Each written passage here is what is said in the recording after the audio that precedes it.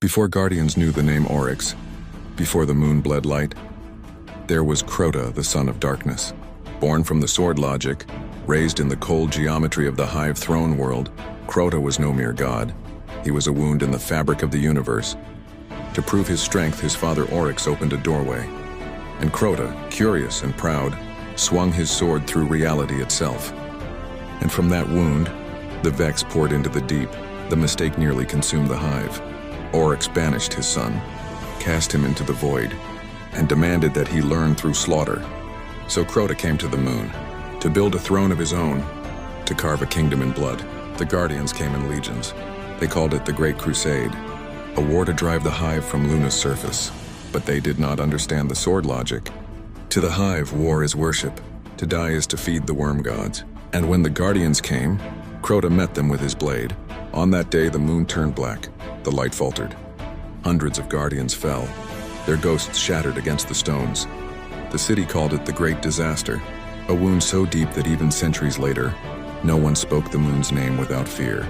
Only one word echoed through the dark: Crota.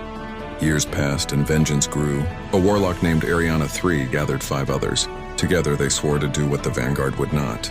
They would descend into the Hellmouth and end Crota's reign. Ariana brought her friend, the hunter Simoda, the Titan Vel Tarlo, the warlock Tolan the Shattered, a man who spoke with the Hive, and 2 more, Eris Morn and Omar Aga. They entered the moon with courage in their hearts and madness in their shadows. Tolan warned them, in the dark below, light is not enough. You must fight with their weapons and their logic and their hunger. They did not listen. One by one, the fire team was torn apart. Vel devoured by the thrall. Omar, flayed and his light eaten. Sai lost in the tunnels. Ariana, screaming into the void. Only Eris Morn survived, trapped for years beneath the moon, blind but burning with vengeance. Crota's kingdom was a reflection of his father's logic. To rule, one must prove dominion through death. Every acolyte, every knight, every shrieker that bled in his name fed the black flame of his throne. The Hive do not die. They are reborn through their own victory. To slay is to ascend. To falter is to feed those above you. And so Crota waited, his blade dripping with the light of dead Guardians, until at last the city sent another fire team. When the new Guardians came, they carried the relics of the past. The memories of Ariana's fire team, the teachings of Tolan's journals, and the fury of the Great Disaster. They descended through the Hellmouth, past the abyss, across the Bridge of Bone into the Chamber of Night. There they faced Crota, son of Oryx, the Eater of Hope, the Prince of the Hive. But this time, the light did not falter. Using Crota's own sword, the same weapon that once shattered legions, the Guardians struck him down within his throne world. His roar shook the void, and then silence. Crota, the god who killed worlds, was unmade by the very mortals he had sought to devour.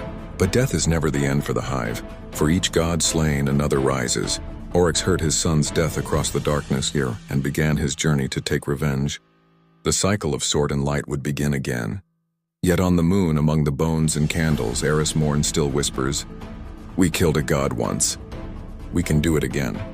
Deep in the Hellmouth, the echoes of Crota's song still hum. Waiting for those who dare to listen, this is the legacy of Crota's end. A wound carved into Luna's heart and a reminder that even gods can bleed.